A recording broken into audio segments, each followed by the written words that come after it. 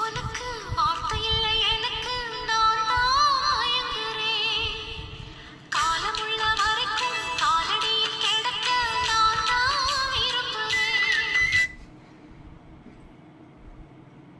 நன்றி சொல்ல உனக்கு வார்த்தை இல்லை எனக்கு நான் தான் மயங்குறேன்